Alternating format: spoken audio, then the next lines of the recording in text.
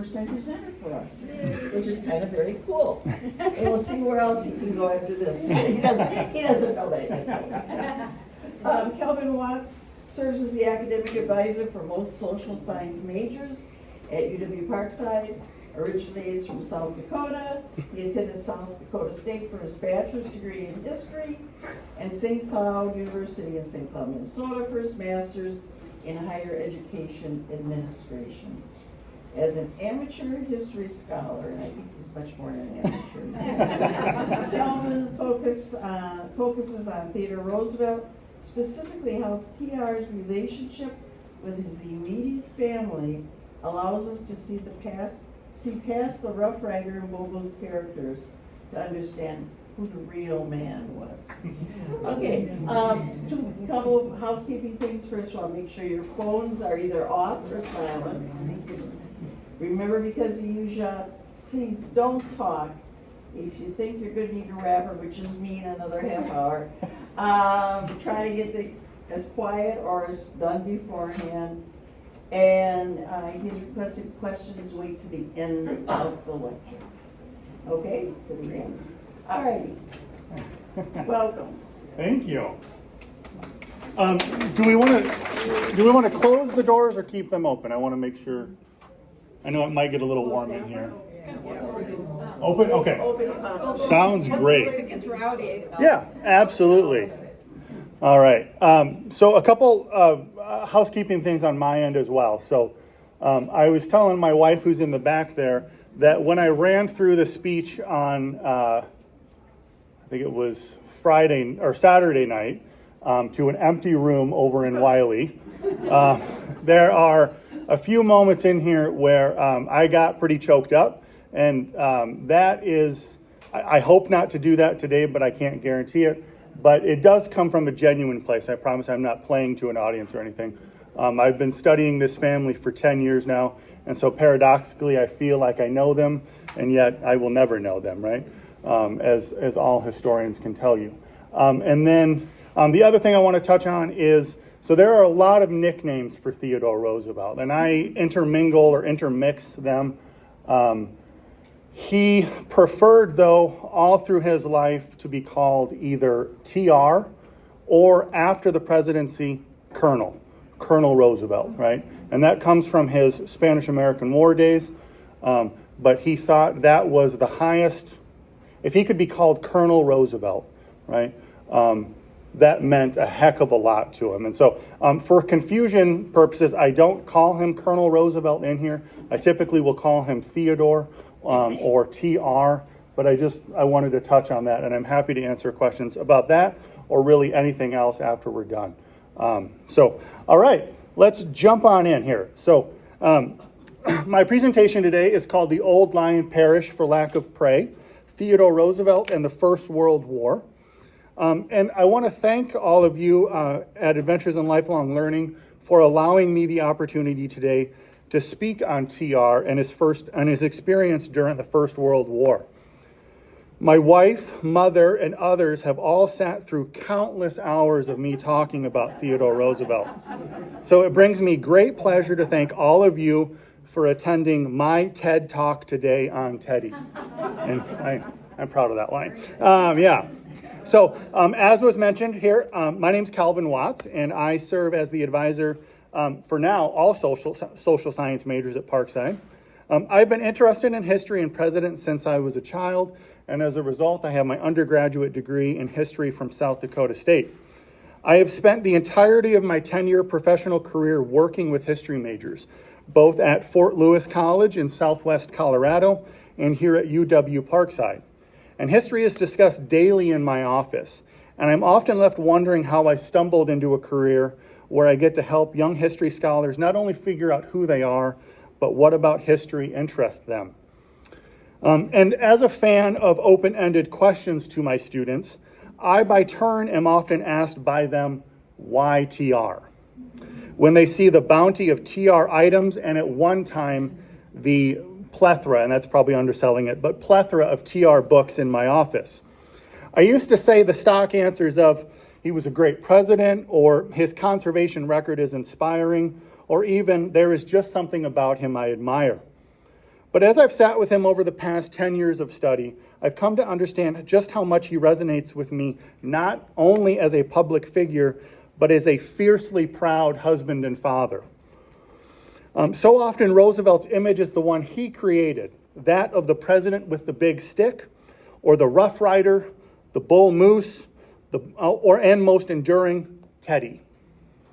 All were self-styled caricatures, sometimes in the mold of his heroes, such as Davy Crockett, Daniel Boone, Abraham Lincoln, and most important of all, his father. That the American people, or most of them at least, came to love. But they also speak to a determined effort from TR and his contemporaries to create a heroic image that would never fade, an American ideal worthy of the man and his times. However, these likenesses often limit our understanding of who TR really was, or, paraphrasing a metaphor he was fond of, the kaleidoscope changes continually until we can no longer decipher man from myth. But what to make of the Theodore Roosevelt from 1914 to 1919, shorn of power and facing the greatest political foe he had ever known? How do we reconcile TR's moralizing with the crushing tragedy he seemed destined to confront? No doubt he was the biggest proponent of American intervention in the Great War from the start, believing it was America's duty to play a real part in the conflict before the guns fell silent. But it also came with a deeply personal cost. The appalling slaughter of an entire generation of young men in the Great War requires us to challenge Roosevelt's black and white morality during the First World War. At the end of TR's life, he was forced to sit on the sidelines and watch helplessly as his 4 sons, his youngest daughter, a daughter-in-law, and a son-in-law put their lives at risk to live up to his legacy, and in doing so, to confront the awful responsibility he would play if tragedy found them. So there's my intro, right? We're done, right? No, I'm kidding. Okay, so who was this Theodore Roosevelt character? So Theodore Roosevelt was born October 27, 1858 in New York City, the second of what would be 4 children. He had an older sister, Annie, nicknamed Bammy, a younger brother, Elliot. Yes, that is the same Elliot who was Eleanor Roosevelt's father, and a younger sister, Corinne. Theodore's father, Theodore Sr., came from one of the wealthiest families in America, let alone New York State. Young Theodore idolized his father, considering him to be the best man I ever knew, and later saying he was the only man of whom I was truly ever afraid. That's not a bad thing, it's just, right? Theodore's mother, Martha Roosevelt, nicknamed Mitty, was a Georgian and a deeply Southern woman. TR would say in his autobiography, she was entirely unreconstructed till the day of her death, right? I don't have this written down here, but I will say it. There's also a startling amount of evidence to suggest that Mitty Roosevelt is the basis for Scarlett O'Hara in Gone with the Wind, which is interesting. So she would often regale her son with tales of her Southern family's courageous adventures, inevitably instilling in him a love for hero tales. In mid-1861, after the firing on Fort Sumter and the beginning of the American Civil War, Theodore Sr. left home to look for a charitable cause. He spent the summer months searching for a way to serve Lincoln and the Union that would not alienate his home and the life he had worked tirelessly to build. Young Theodore would always remember his father wrestling with what he called his troublesome conscience. And while the prospect of serving in the Union Army appealed to him, and he felt it was the only honorable thing he could do or should do, he understood doing so could literally put him in a position to be firing on his in-laws. Mitty's 2 half-brothers, Irvine and James Bullock, were both serving in high-ranking positions within the Confederate Navy and Foreign Service. After much contemplation, Theodore Sr. Chose not to enlist in the Union Army, much to his lasting regret. To avoid being drafted then, Theodore Sr. was forced through the Allotment Act of 1863 to pay $300 as a commutation fee for a substitute to serve in his place. And this is where you get the term, a rich man's war, a poor man's fight. That term comes directly, or that sentiment certainly, but we think that term directly comes from this law. But he was forced to pay $300 as a commutation fee for a substitute to serve in his place. By the time the Enrollment Act was passed, or by today, $300 is equivalent to about $5,500, right? So that is not a small chunk of change by any means. And in his endeavor to find a substitute, it's important to remember Theodore Sr. was not alone. In addition to the father of Franklin Delano Roosevelt, Andrew Carnegie and J.P. Morgan also hired substitutes, as did two future presidents, Chester A. Arthur and Grover Cleveland.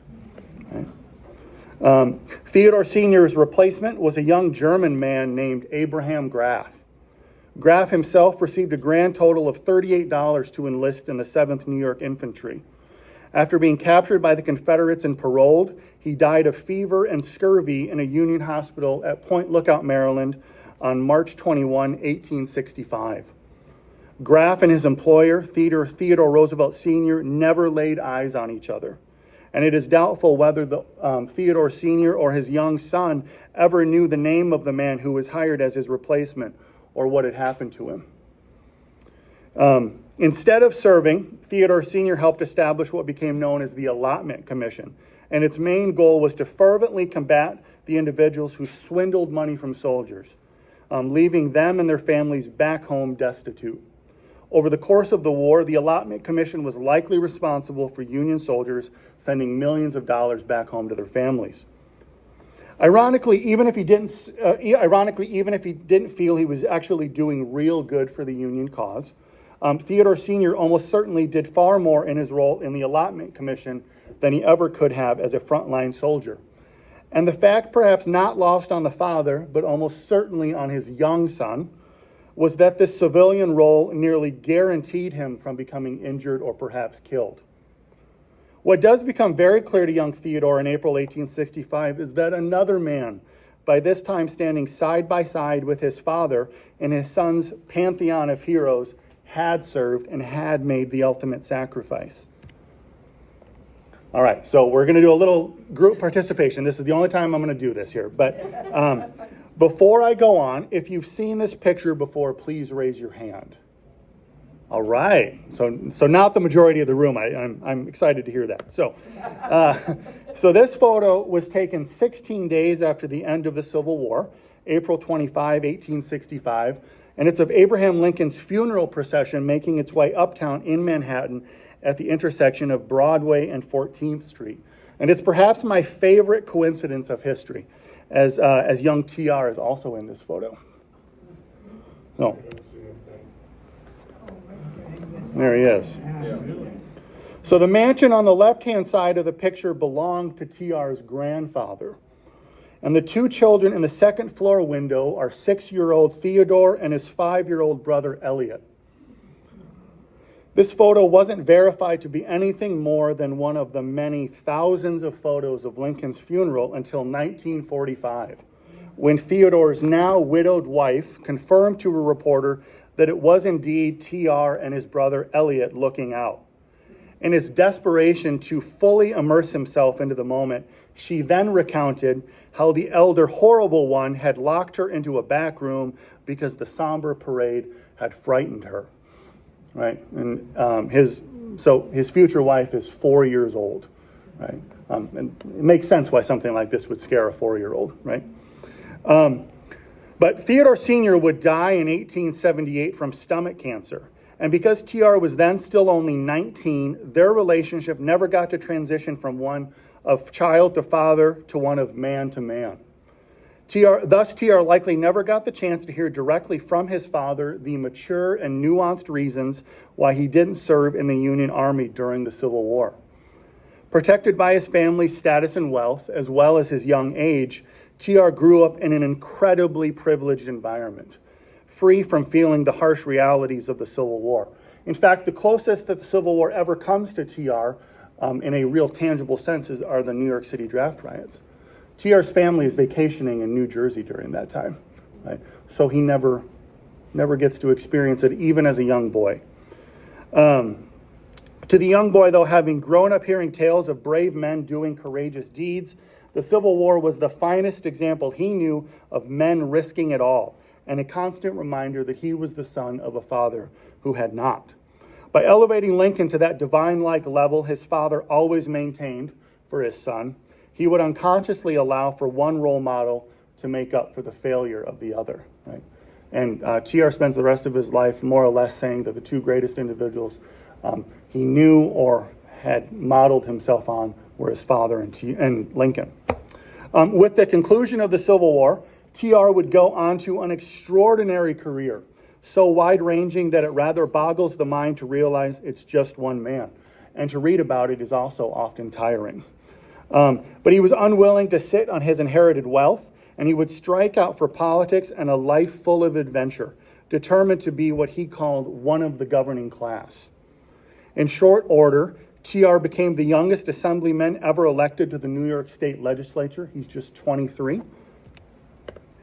He also falls in love with and marries the beautiful Alice Hathaway Lee around this time and became a father, only to have his wife and mother die on the same day in the same house, February 14, 1884 in New York City.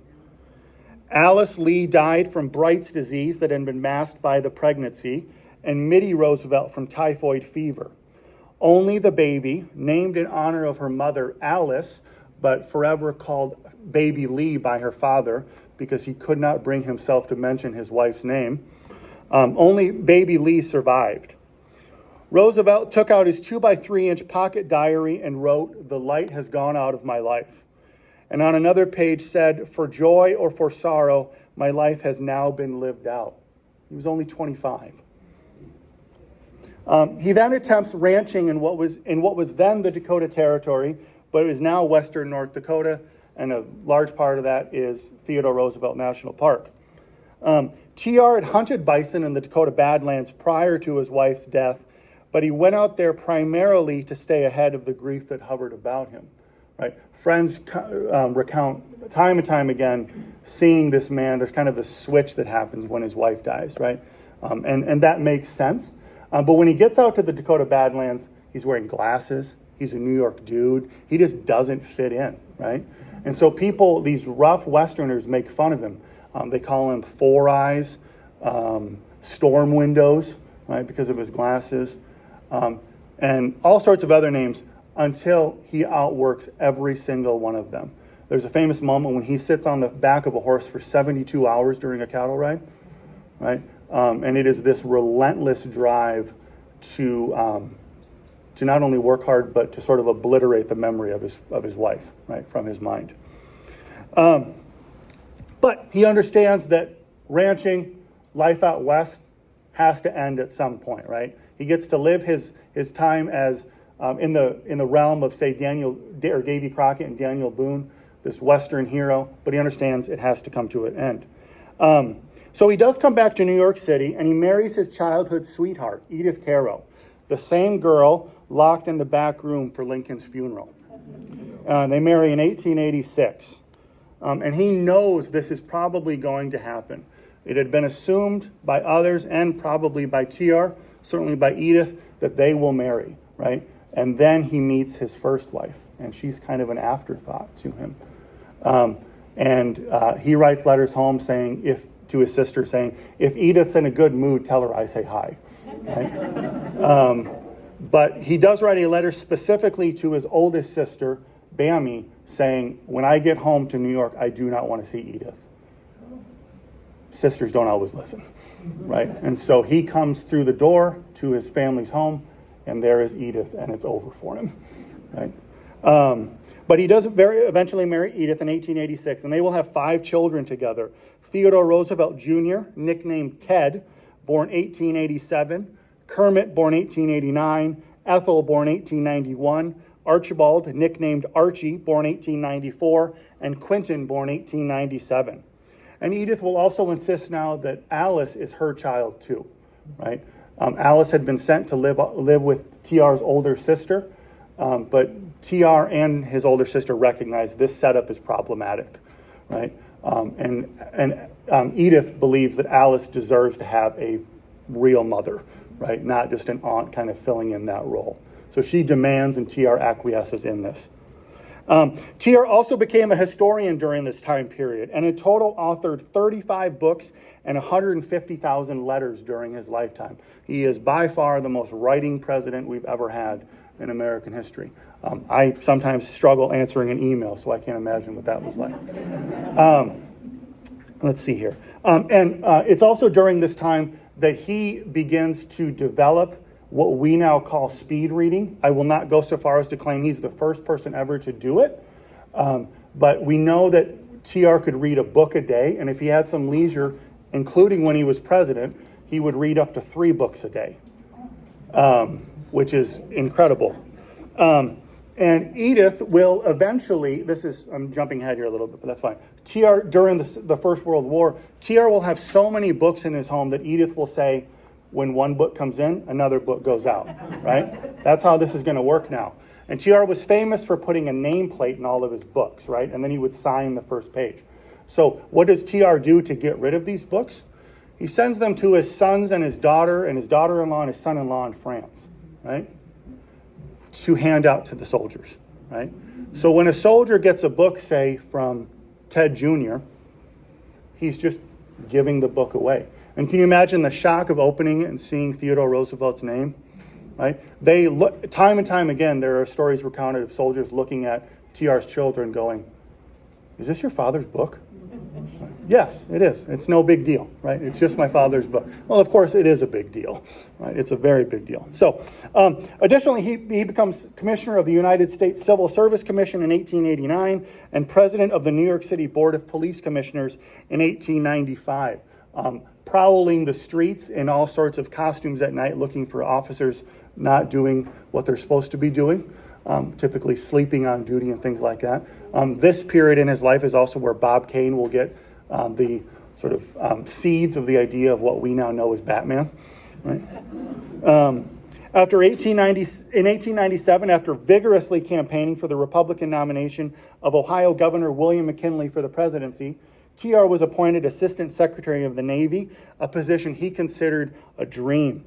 It is during this time that he begins to come into regular contact with individuals who had served in the Civil War, and he felt he could not stand shoulder to shoulder with these individuals until he had his own conflict to enlist in.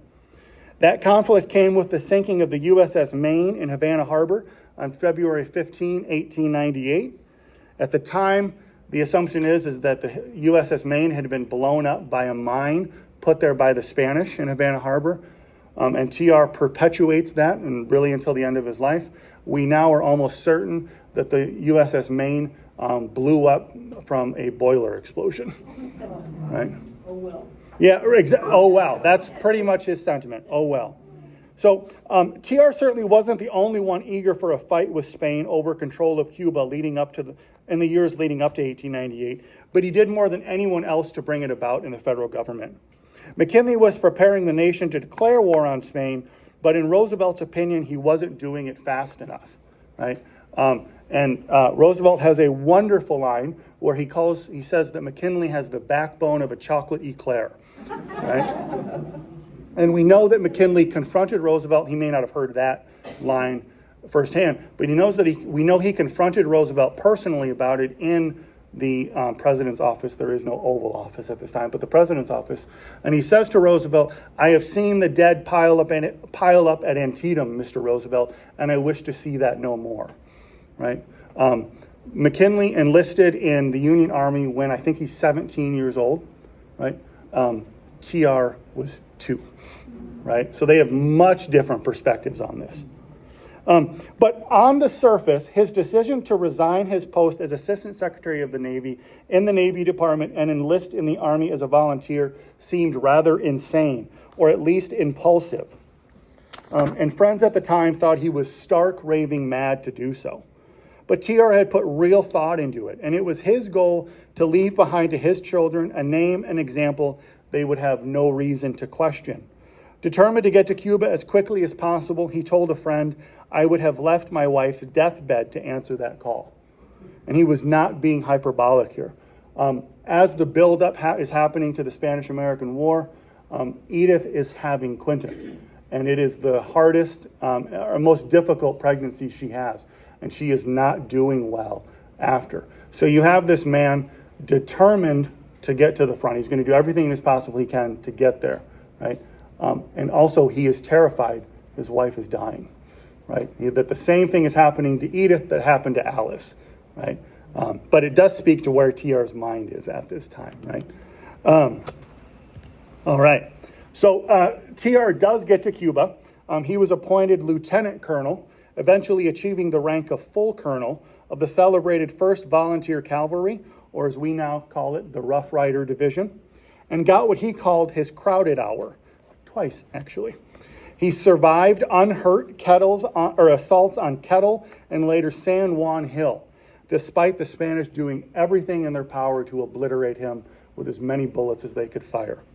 The thing that really makes him famous is when he assaults San Juan Hill, he is the only person on horseback to do so. He is the head of his men going up this hill, and so he's a very easy target for Spanish gunners, right? And the journalist Richard Harding Davis, who gets even more famous during the First World War, later said it was the bravest and most foolhardy thing he had ever seen someone do, right? But according to TR, the most important thing about his charge at San Juan was that it would serve for his children as an apology for my having existed. Should the worst come to the worst, I am quite content to go now and leave to my children at least an honorable name. Fully assuming he would be awarded the Medal of Honor, he was denied it by Army brass and Washington politicians. Roosevelt was an amateur. He didn't follow rules very well, and he was often insubordinate of authority. And so he was snubbed, right? They're damned if they're going to give him this medal, right? And then he has a famous letter where he is the only volunteer with enough credibility to do this. But he writes a letter back to Secretary of War Russell Alger saying more or less, if you do not get these men out of Cuba, we will all die and it will all be your fault. Yellow fever is rampant around here, right? And of course, no professional soldier wants to touch that letter, right? So he takes the blame. And that is likely what gets him denied the Medal of Honor, right? Is that letter. Excuse me, let's see here. It was not until 1998 that President Bill Clinton posthumously awards TR the Medal of Honor for gallantry at San Juan Hill. TR also killed one Spanish soldier during the war. He says doubled him up neatly as a jackrabbit in his best-known work, The Rough Riders. And it would be the only man TR ever killed. But after miraculously surviving the Spanish-American War, TR was elected in short order governor of New York, vice president, and ascended to the presidency upon the assassination of William McKinley in 1901 at just 42 years old. And so this is it's probably the best known picture of McKinley's second inaugural. And the gentleman behind McKinley and to his right is Roosevelt, right? And McKinley is given a couple of warnings about this, but the most famous one is Mark Hanna, McKinley's political manager, says to him, there is only one life between that madman and the presidency, right? Hanna also calls him that damn cowboy, right? And then my favorite is McKinley is warned that there is a man of destiny behind him, right?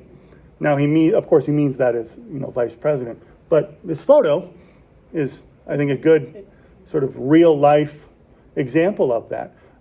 And Roosevelt, while he is cautiously excited, let's say, to be vice president, he's also terribly worried.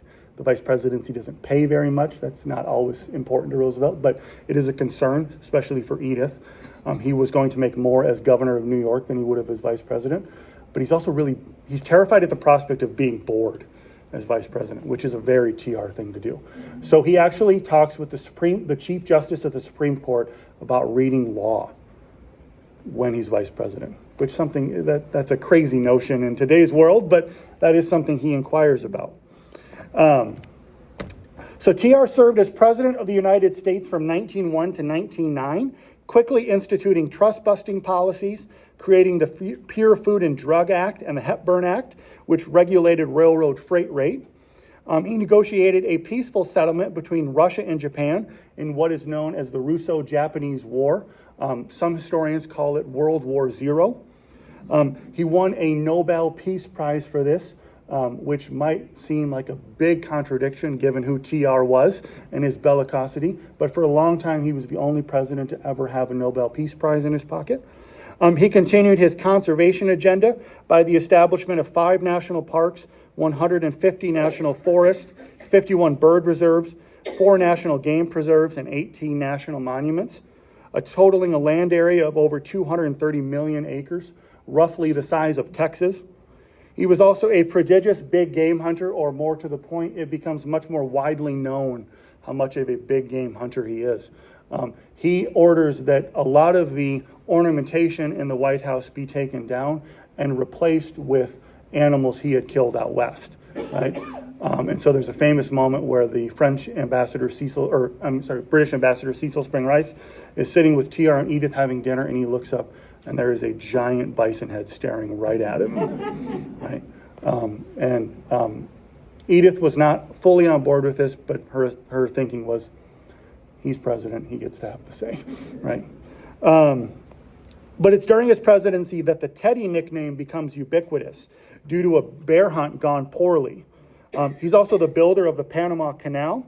He had numerous other accomplishments during his presidency, too many to list here, but also some not so great moments, like the dismissal of a black regiment in Brownsville, Texas, on likely trumped up and racially motivated charges. And historians think in the moment he is so damn stubborn about this.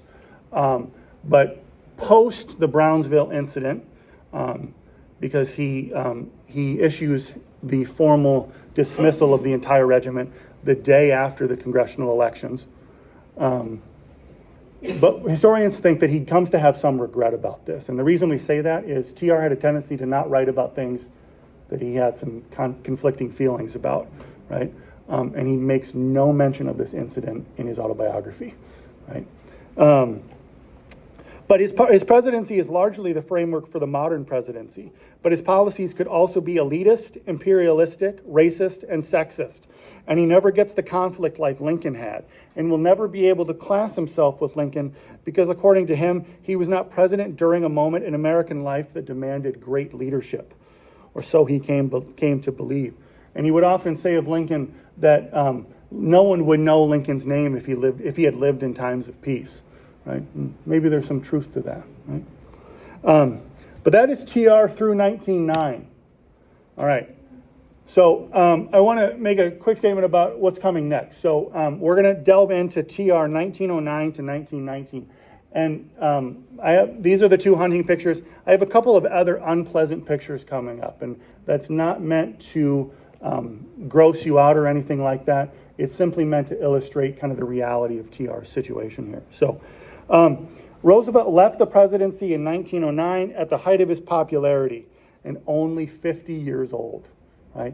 He is younger than all but 2 presidents who have entered the office when he leaves it, right? Unlike most former presidents, he had no plans to slip quietly into retirement.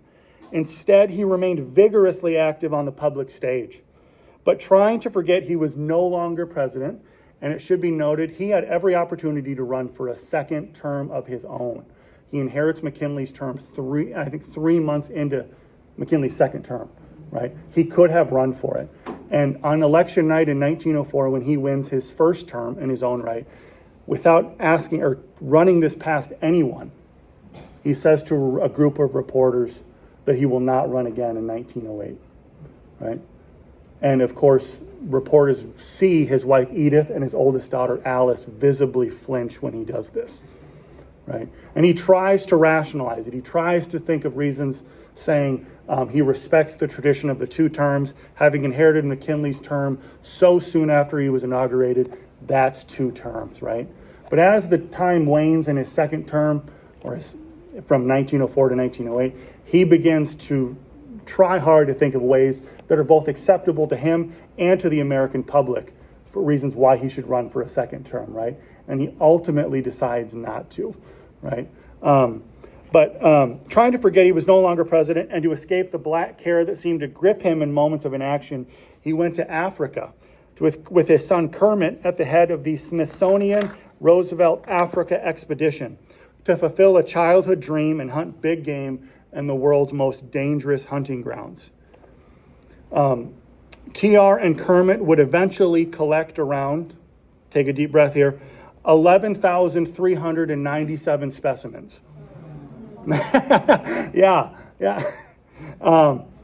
Including 512 animals and birds, 20 rhinoceroses, 17 lions, 11 elephants, 9 giraffes, and not including smaller countless birds felled by their shotguns. His hunter's luck in this time was extraordinary, and he knows it. But it's important to remember, he's commissioned to do this by several museums who want both male and female specimens for display, right?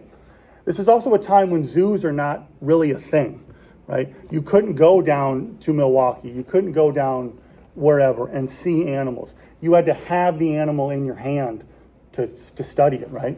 Roosevelt is 6 years old when he establishes in the attic of his parents' home what he terms the Roosevelt Museum of Natural History, right? And that his first specimen was a dead seal collected in the New York Harbor, right?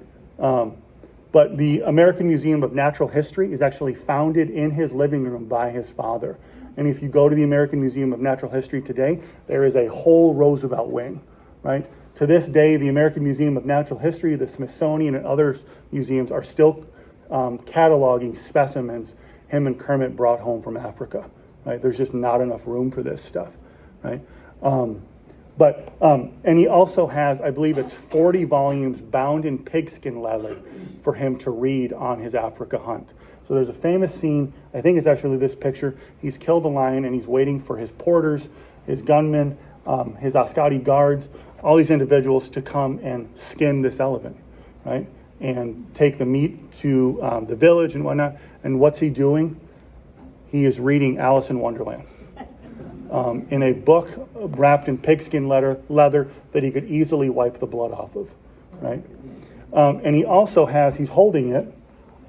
That is probably, I'm not a huge gun person here, but I'm going to go out on a limb. So Roosevelt's gun here is the most magnificent gun probably made by that time, right? It can take down a full-grown bull elephant with one shot, and it was known to give people around Roosevelt nosebleeds, right, when it went off. But the villagers that he comes across time and time again are very impressed with this gun, right?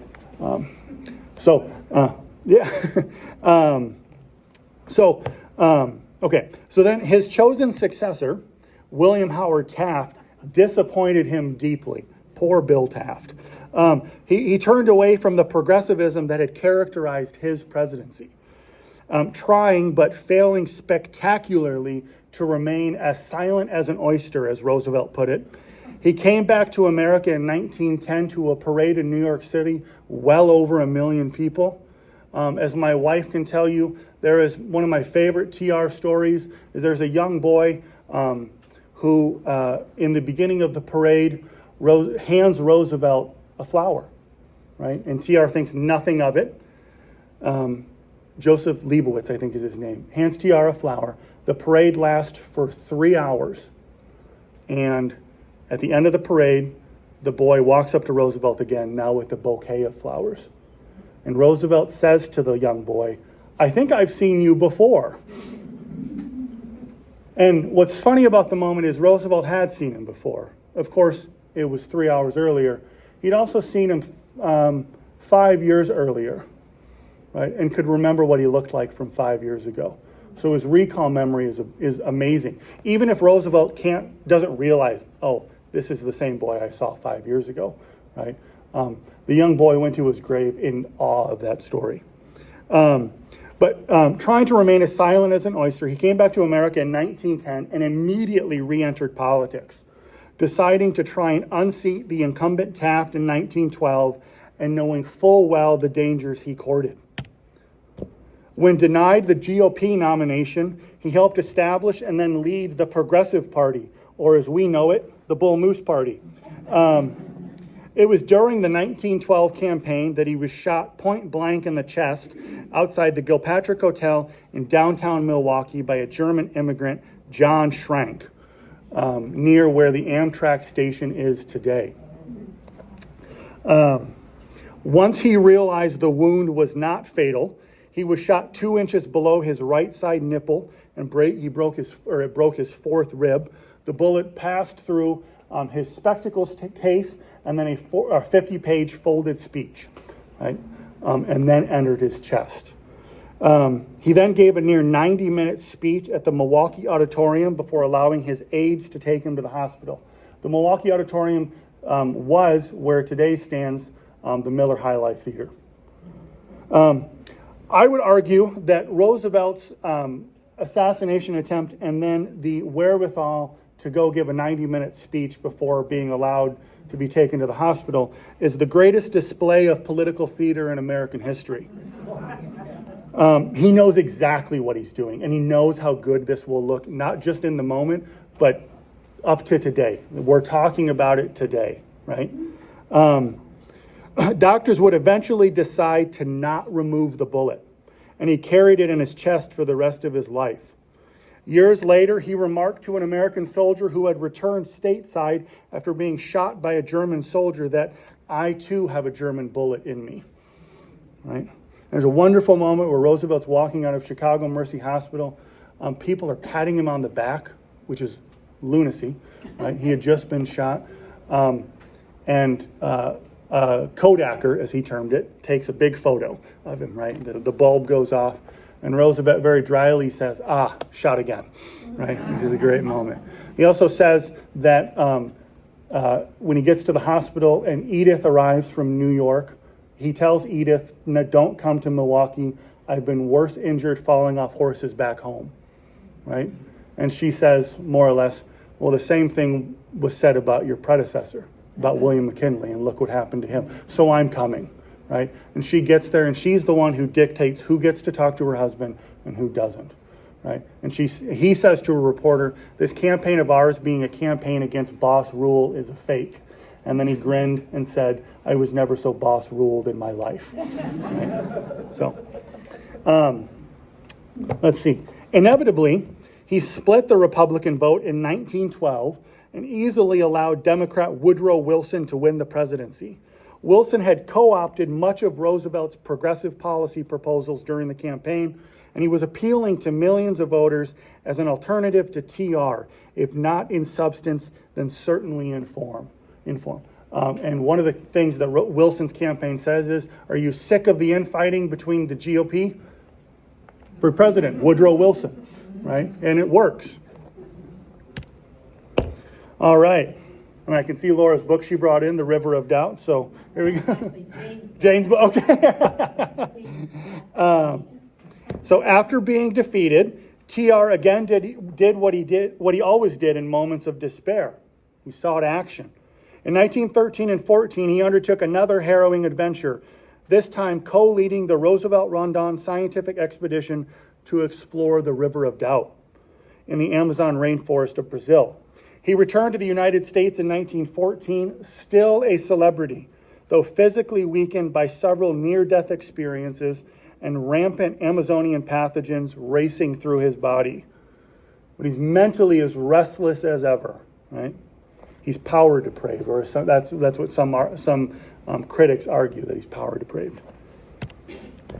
Upon his return, the assassination of Archduke Franz Ferdinand in Sarajevo in June 1914 set off a chain reaction that plunged Europe into war by early August, pitting the Allied powers of Great Britain, France, and Russia against the Central Powers of Germany, Austria-Hungary, and the Ottoman Empire.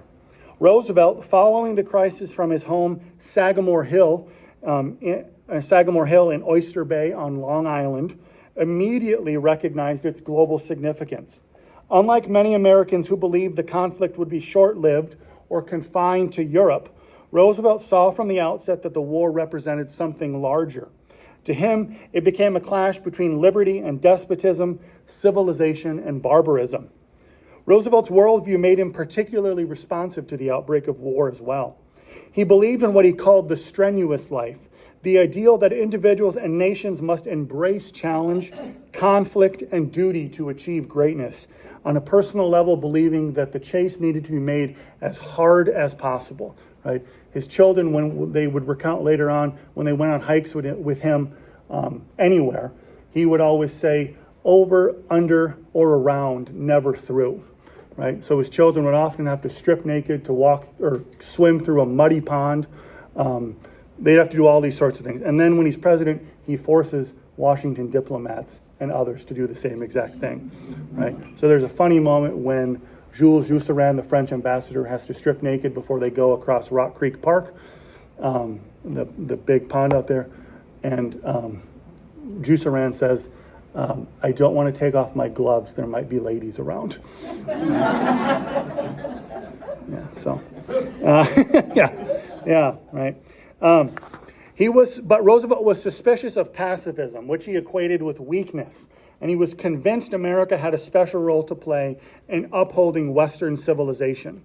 His foreign policy as president had already demonstrated that America could no longer stand aloof from the rest of the world.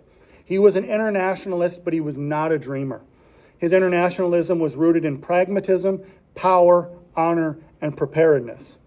This demonstrated by the sending of what was called the Great White Fleet around the world in 1808, 1909, essentially the bulk of the American Navy. They're big ships. And when Congress will not approve funding for it, Roosevelt says, I will send them regardless, and it will be up to you to pay for it will be up to you to figure out how to make the money available for them to get back, right?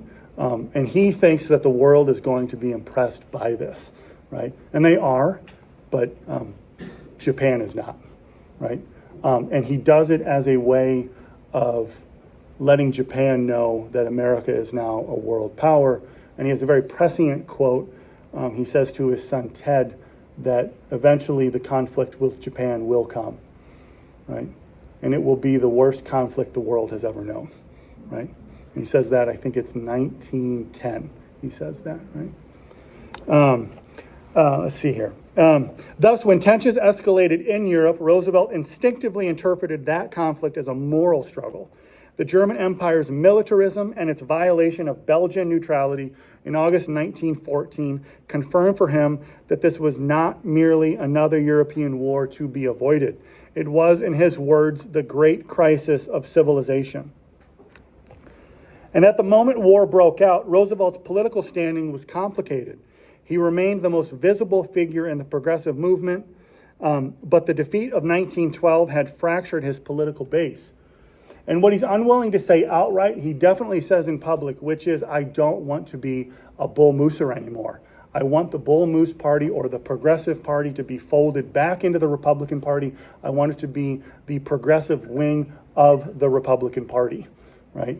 But he can't say that outright, right? And so he has what he terms sycophants coming to Sagamore Hill, his home, all the time from the Progressive Party, asking him to run. And he says to one of them, when I spoke of the lunatics in our party, I had you specifically in mind, right? Which is a great line.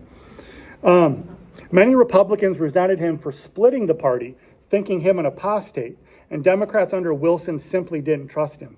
Nevertheless, his voice remained powerful in national debate. His columns for the Metropolitan Magazine and other news outlets gave him a platform to reach a wide readership. Domestically, the American mood was mixed. Many citizens were descended from European immigrants with ties to both sides of the conflict. Others believed strongly in isolation from old world disputes. Wilson reflected this cautious mood in declaring U.S. neutrality, promising to keep America at peace and above the fray. Roosevelt, by contrast, was immediately outspoken that neutrality, given Germany's complete violation of Belgian neutrality, was neither wise nor honorable, but was the act of a coward. Within days of the invasion of Belgium, he wrote and spoke forcefully that America must recognize the moral stakes. His early writing and speeches set the tone for his entire wartime stance, a mix of moral fervor, historical analogy, and blunt condemnation of timidity. And to him, Belgium was a neutral nation, guaranteed by international treaty. By trampling Belgium underfoot, the German Empire signaled contempt for international law. Roosevelt declared that if the United States could not take a stand against such an outrage, then it lost its claim to moral leadership. While his arguments found some support among interventionists, they also drew sharp criticism. Pacifists, progressives weary of militarism, and German-American communities condemned him as reckless and belligerent. Wilson and his allies sought to dismiss him as a relic of a bygone age of imperial bluster. But Roosevelt relished the fight. For him, the war became a new theater of combat, even if his weapons were rhetoric rather than a rifle. As Wilson carefully crafted his neutrality proclamations, Roosevelt launched a public campaign. He had an eager outlet in the Metropolitan magazine, which gave him a regular column. He also wrote for the Metropolitan magazine, which also gave him a regular column. He also wrote for the Outlook and other journals, and his speeches were widely covered by the press. He argued that neutrality was a fiction in the face of gross injustice. He likened it to watching a strong man assault a weak one in the street and doing nothing to intervene. For Roosevelt, America's role was to side with right against wrong, even at the cost of blood and treasure, whether it be your own or the nation's. Peace is not the highest good unless it comes as the handmaiden of righteousness, he thundered. This rhetoric electrified some listeners, but was clearly worrisome for others. Pacifist groups, amongst others, accused him of warmongering. Even some former progressives like Jane Addams rejected his bellicosity. And this is a big shift for Jane Addams. She had seconded his nomination at the Progressive Party convention in Chicago. And so this is a big turn. And she's a lifelong Republican. Her father had known Lincoln. And Lincoln famously would call Jane Addams' father Double D Adams. Right? It's ADDAMS. Let's see. Roosevelt's words, however, resonated strongly with Roosevelt's words, however, resonated strongly with interventionists and with younger men eager for adventure and duty. Roosevelt had long admired the British Empire, and he saw Britain as a pillar of civilization and law. Thus, the fact that Britain stood with France and Russia against Germany and Austria-Hungary reinforced his sense of where America's duty lay. He also stressed the cultural and political ties between the United States and Britain, shared language, traditions of liberty, and systems of law. While Wilson avoided any hint of favoritism, Roosevelt openly declared sympathy with the Allies. This clear alignment hardened opposition from pro-German Americans, but bolstered Roosevelt's standing as a voice for immediate intervention. And the stark contrast between Roosevelt and Wilson emerged immediately. Wilson's August 19, 1914 proclamation of neutrality asked Americans to be impartial in thought as well as in action. And Roosevelt bristled at this. To be impartial between the invader and the victim, between autocracy and democracy, was not impartiality, but complicity. Roosevelt ridiculed Wilson's soaring language of neutrality as empty moralism. In private, he compared the president to a school teacher who confused words with deeds. To Roosevelt, Wilson's approach was dangerously naive in a world of force and power. Roosevelt's critiques were not merely policy disagreements, they were infused with personal animus that stemmed all the way back to the 1912 election.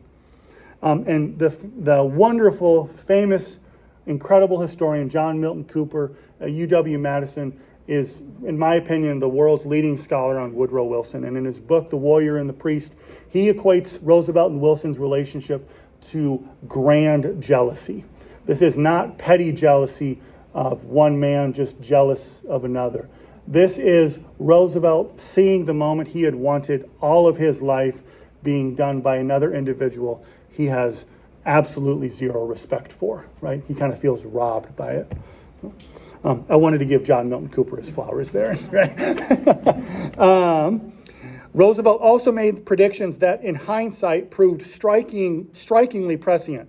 He argued that the war would be long, that America would not be able to avoid involvement, and that the longer it delayed, the higher the eventual cost would be. These warnings, however, did not resonate widely in 1914 and 15, when most Americans still believed the war would be short, irrelevant to their interest, or simply remain over there. Roosevelt was a voice crying in the wilderness, or as he called himself, a modern Cassandra. But he refused to temper his message. The outbreak of war continued to fuel the personal arguments between Roosevelt and Wilson. Roosevelt saw Wilson as a sanctimonious academic with no understanding of foreign affairs and unfit for leadership in a time of crisis. Wilson had been out of the country once during his entire lifetime before he became president, to Bermuda on vacation. And he says to Edward M. House, his political confidant, "It would be a cruel irony of fates if foreign policy dominated my presidency," right, which is exactly what happened. Roosevelt had traveled the world all throughout as a child, in his young adult years as well. He was probably the most well-versed person who could have become president at this time, right? So I think he has some legs to stand on there. Wilson, for his part, regarded Roosevelt as a reckless egotist whose impulsive interventions would drag the nation into unnecessary bloodshed. Their feud played out in public through speeches and editorials. Roosevelt rarely missed an opportunity to deride Wilson's caution. He mocked the administration's lack of preparedness, sneered at its reliance on diplomatic notes, and painted Wilson as the very antithesis of the strenuous life. Wilson, while less personally combative in public, privately seethed at Roosevelt's attacks. And scholars have been able to pick apart Roosevelt's, frankly, blunt talk about Wilson, but more to the point, Wilson's more vague terminology when giving speeches to the public, right? On the one hand, Wilson doesn't want to commit himself to anything before he has to commit to something. On the other hand, scholars have been able to determine, I think with some legitimacy, that when Wilson makes a vague statement about, he says at one point, some little men will come along and try to convince you that neutrality is a fiction, right? What we now see is that Wilson, while not saying his name, is publicly going after Roosevelt. He's just not saying his name. And time again, that happens. The sinking of the Lusitania on May 7, 1915, marked the first great turning point in American opinion, but it is not what precipitates America's entry into the First World War. A German U-boat torpedoed the British passenger liner off the coast of Ireland, killing nearly 1,200 people, including 120 Americans, and the atrocity shocked the nation. Wilson's response, however, was cautious. He sent more diplomatic notes of protest to Germany, insisting on strict accountability, but stopping short of war. And I'm going to give Germany a little credit here. Germany puts several articles in newspapers across the country warning individuals, do not get on this ship, right? It will be sunk on site if we see it, right? And it sinks in 13 minutes when it's hit, right? Now we contrast that with the Titanic, which sunk in 2.5 hours, right?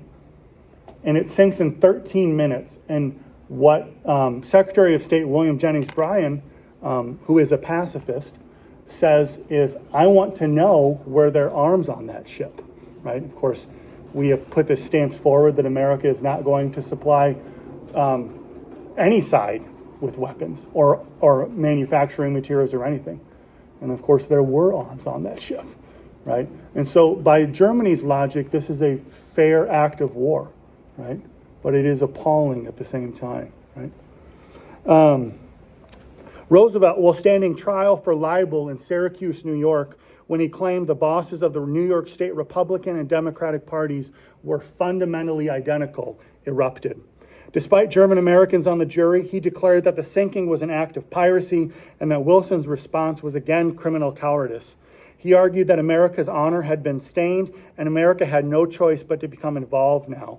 He accused Wilson of prancing up and down with a toy pistol, waving it in front of the German emperor. His words electrified the public, but again drew fierce backlash from pacifists who now saw him as exploiting a tragedy. The Lusitania crisis further widened an already an enormous gulf between Roosevelt and Wilson, but it also revealed the limits of Roosevelt's influence. Despite his thunderous rhetoric, the nation remained committed to neutrality, and Wilson's cautious approach again carried the day. As the European War dragged on through 1915 and 1916, Roosevelt's frustrations mounted. Wilson continued to issue diplomatic protest while avoiding direct confrontation. Meanwhile, Germany escalated its submarine warfare, culminating in the sinking of countless other additional ships with American passengers. In the meantime, Roosevelt's rhetoric grew more heated. He again accused Wilson of abject cowardice and declared that the president's policies invited contempt from both friend and foe. And I would argue he is not far off on that manner. All right. My favorite what if in American history is the election of 1916. The election of 1916 provided Roosevelt with another opportunity to attack Wilson. The Democratic campaign slogan of "He kept us out of war" epitomized everything Roosevelt despised. In TR's mind, Wilson's decision to not make a decision was in fact making a decision. And peace purchased at the price of honor was worse than war.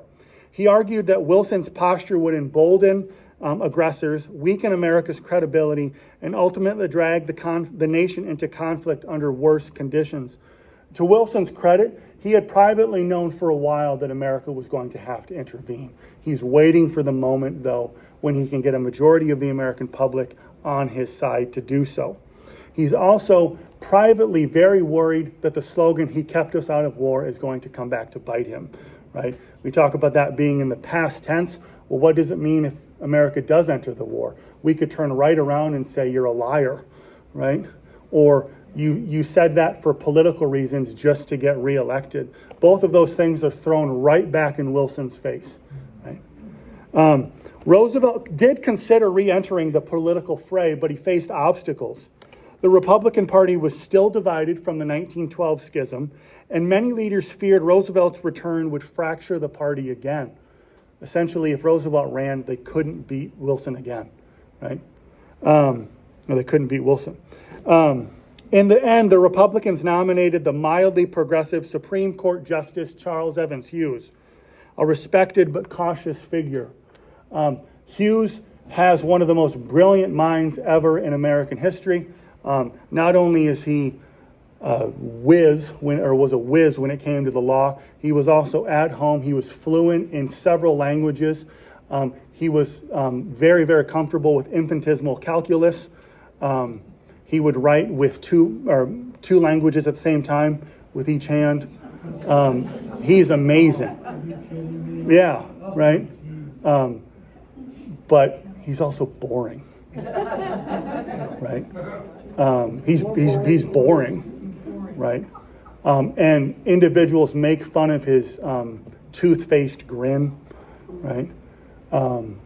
But Roosevelt can see Hughes's nomination coming for a long time, right? He knows this is eventually going to happen. Roosevelt campaigned for Hughes, but half-heartedly. Hughes to Roosevelt was little more than Wilson with whiskers, and derisively called him the bearded lady. His real energy went into attacking Wilson.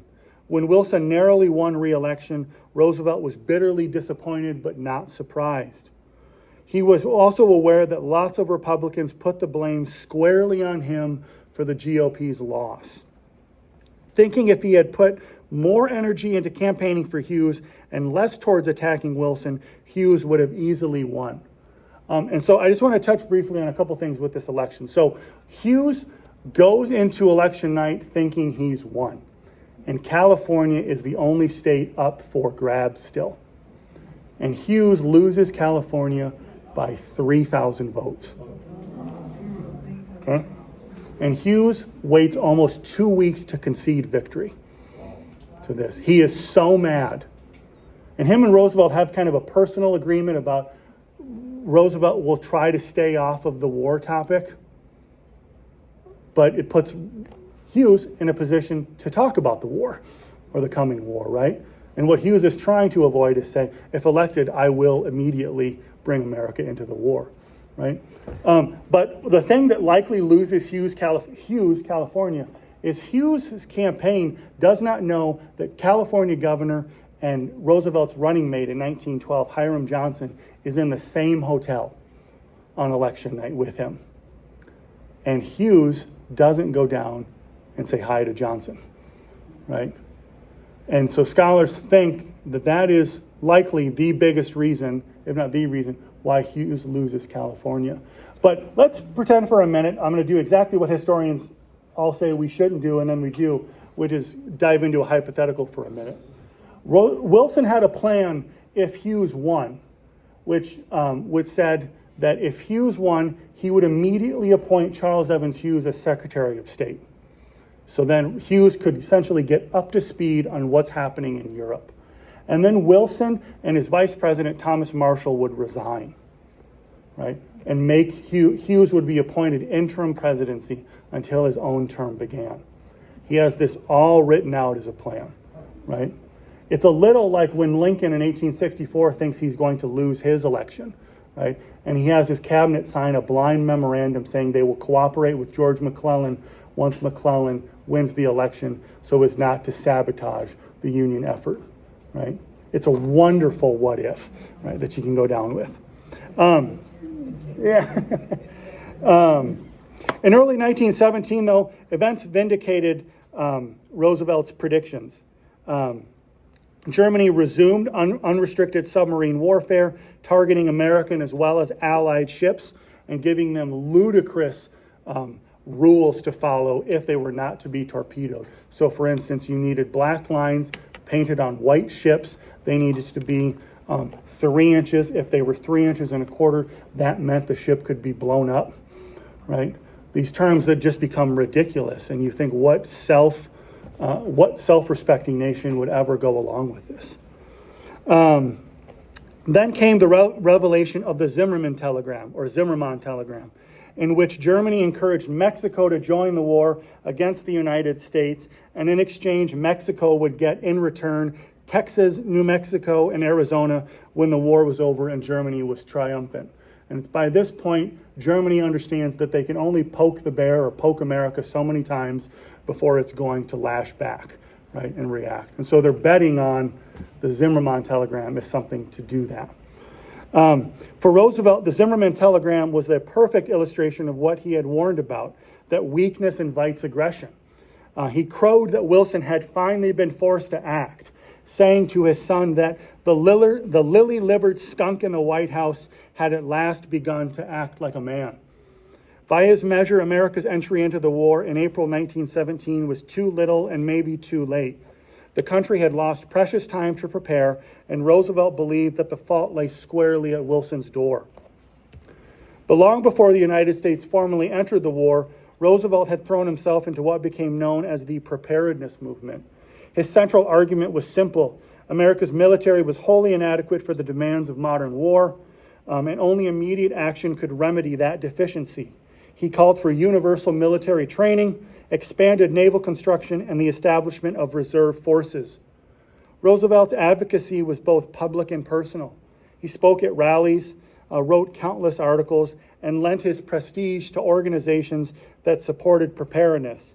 He was particularly concerned with instilling a sense of duty in America's young men. A soft, easy life, he warned, is both unworthy of a man and unfitting of a nation. One of Roosevelt's key allies was General Leonard Wood, his old friend and commander from the Spanish-American War. Wood, a professional soldier with a strong belief in citizen training, organized a series of volunteer summer training camps at Plattsburgh, New York, beginning in 1915. These camps brought together young men, many from elite colleges, to receive basic military instruction. The idea was to create a cadre of trained officers who could lead in the event of war. It's also the preparedness movement that really denies Wood the chance to lead the American Expeditionary Forces when America enters the war. Wilson has the choice between John Blackjack Pershing, who you might have heard of, and Leonard Wood.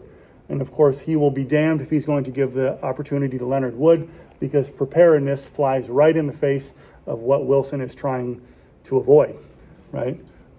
and being a key ally of Roosevelt doesn't help matters. Roosevelt enthusiastically endorsed the Plattsburgh idea, sending his four sons to attend preparedness camps. Although he did not attend the camps himself, he urged young men to participate and lauded the program as a model for national training. He eventually envisioned a system in which military readiness was woven into the fabric of citizenship. Preparedness, however, as you can imagine, was controversial. Many Americans, scarred by memories of the Civil War carnage and suspicious of militarism, resisted the idea. Pacifists argued that preparedness would only provoke war. Labor leaders feared conscription would erode workers' rights, and some isolationists insisted that America's geographic distance from Europe rendered large armies unnecessary. And again, as typical TR, he relished the controversy. He denounced pacifists as mollycoddles and poltroons. And there's my best TR impersonation. He argued preparedness was not militarism, but prudence. A strong nation, he insisted, was less likely to be attacked and therefore more likely to preserve peace. If we are to have peace, he declared, we must be prepared for war. Though the preparedness campaign faced obstacles, it did have tangible effects. The camps trained thousands of young men who would later serve as officers in the U.S. Army. The movement also kept public attention focused on the issue of military readiness. Roosevelt's prominence ensured that preparedness could not be dismissed as a fringe concern by Wilson and others. And by the time the United States entered the war in 1917, Roosevelt's warnings had been borne out. The Army was small, equipment was lacking, and mobilization was slow. And Roosevelt pointed to these deficiencies as evidence that Wilson had failed the nation. For him, preparedness was not merely a military issue, but again, a test of national character. And when the United States finally declared war on Germany in April 1917, Roosevelt felt vindicated. But he was also restless. And he's also oddly, Wilson and Roosevelt have this odd relationship. Roosevelt is incredibly impressed by Wilson's speech. We shall have democracy for all, right? His declaration of war speech to Congress. He's incredibly impressed by it. Roosevelt would have never gone to Congress asking like this, in this manner, asking for anything, right? Wilson understands the theatrics of this, though, right? And to Wilson's credit, that's something I think a lot of individuals admired at the time. But for nearly 3 years, Roosevelt had been clamoring for intervention, and now that it had come, he yearned for a direct role. At nearly 60 years of age, overweight, blind in one eye from a boxing accident when he was president, and afflicted by the lingering effects of malaria and other ailments, he was in no condition for frontline duty. Yet Roosevelt's spirit remained undaunted. He believed that his personal presence on the battlefield would rally the nation and inspire the troops, just as his Rough Rider heroics had electrified the country in 1898. The prospect of Roosevelt leading men into battle appealed to many Americans. His legendary status promised to add a symbolic dimension to the war effort, and for Roosevelt, the opportunity to fight once more was irresistible. He had always preached the strenuous life, and he could not bear the thought of sitting idly by while younger men, including his 4 sons, went to war without him. Almost immediately after the declaration of war, Roosevelt not only met with Wilson, he says to Wilson that all of our past disagreements are dust in a windy street. I think that's a nice sentiment, Mr. TR, but you're talking to a man who's not going to forget what you've said. But he also wrote to President Wilson requesting permission to raise and lead a volunteer force for service in France. And his proposal was grandiose. He envisioned recruiting up to 200,000 men, organized into multiple divisions and modeled loosely on the volunteer system of the Spanish-American War. He would personally command one of these divisions, while other officers, including veterans of his Rough Rider Regiment and picked out by him, would lead the rest. And Roosevelt's plan had precedent. During the Spanish-American War, Congress had authorized the raising of volunteer units in addition to the regular army. Roosevelt's own Rough Riders had been one such unit, and their exploits at San Juan Hill had made him a national hero. He believed a similar approach could be applied in 1917 on a larger scale. And Roosevelt's proposal quickly attracted attention in Congress. Many lawmakers still admired him, and the romantic idea of Roosevelt's volunteers fired the public imagination. In May 1917, Congress passed an amendment to the Selective Service Act, specifically authorizing the president to raise volunteer divisions for foreign service, and the amendment was written with Roosevelt in mind. Right? And as we all know, a president can sign a legislation in its totality and then pick and choose what is actually put forward, right? And so Wilson will be damned if he's going to do this, right? But it is a nice gesture. Newspapers speculated wildly about the Rough Rider Redux. Editorial cartoons depicted Roosevelt in uniform, charging once more into battle. And recruitment letters poured in from thousands of eager young men who wanted to serve under him, right? Roosevelt is not alone in this notion of, much like individuals in the Vietnam War who had parents who had served in the Second World War or in the Korean War, right? That there's something, that the parents are a part of something they're not, right? And we want something, a moment of our own, right? So thousands of young men write Roosevelt, asking to be allowed to serve with him. Yet the decision ultimately rested with Wilson, and here Roosevelt's longstanding rivalry came back to haunt him. Wilson detested Roosevelt, yet was oddly jealous of the love the American people held for Teddy, right? And regarded Roosevelt as both politically dangerous and naive. He feared that if Roosevelt were allowed to raise a volunteer army, he would overshadow the administration, turning the war into a stage for his own theatrics and glory. On May 18, 1917, Wilson formally declined Roosevelt's request. He couched his refusal in practical and frankly condescending terms. The United States needed to concentrate on building a modern, disciplined army through conscription and training, not on assembling colorful volunteer units. But there was no mistaking the personal and political dimensions of the decision. What Wilson was unwilling to say outright was warfare had changed and TR was a relic of the past. No longer were cavalry charges on horseback effective in combat, and the cavalier-like tactics of the Spanish-American War had mutilated into mechanized killing totaling thousands of casualties in minutes. A cavalry charge in the First World War was shown time and time again to be an amazingly effective form of group suicide.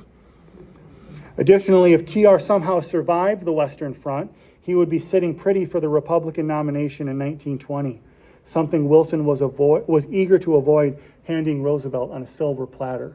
He does not want a repeat of 1898, right? That's underlying all of this, right? For Roosevelt, the rejection was a crushing blow. He felt he had been denied the chance to serve the nation in its hour of need, and he believed the refusal was motivated by spite. There's probably some truth to that. I asked nothing for myself, he protested, save the privilege of leading my countrymen in battle. And his disappointment was palpable. He never forgave Wilson for what he regarded as a betrayal. Friends joked with TR that if he had only informed President Wilson of his intention to die on the Western Front, they were sure the president would have sent him at once. Historians have long debated what might have happened had Wilson approved Roosevelt's plan. Would Roosevelt have been able to raise 200,000 volunteers? That's highly likely. The enthusiasm was there. But could he have effectively commanded such a force? That is probably unknowable. Roosevelt's military experience, while genuine, was limited to the small-scale campaigns of 1898, and modern trench warfare in Europe was vastly more complex. Yet even if Roosevelt had not been an effective commander, the symbolic value of his presence might have been considerable. French and British leaders expressed regret that Wilson had turned him down, believing Roosevelt's force would have boosted Allied morale. For the United States, a Roosevelt-led division might have provided an early rallying point before the bulk of the American Expeditionary Force arrived in 1918. Roosevelt publicly accepted Wilson's decision, but he privately seethed. He continued to write and speak on the war, but with a new edge of bitterness. He felt sidelined, condemned to the role of commentator rather than participant, right? He wants to be in the arena, right? As his famous saying goes. The rejection also deepened his sense of personal, and I would argue professional frustration. For a man who had built his identity around action, who had charged up San Juan Hill, hunted lions in Africa, and mapped uncharted rivers in Brazil, to be told he was too old, too political, and too unwelcome was a cruel fate. He tried to console himself with the knowledge that his children were serving, but he could never quite let go of the dream of leading men once more into battle. All right. I'm going to take a drink, quick.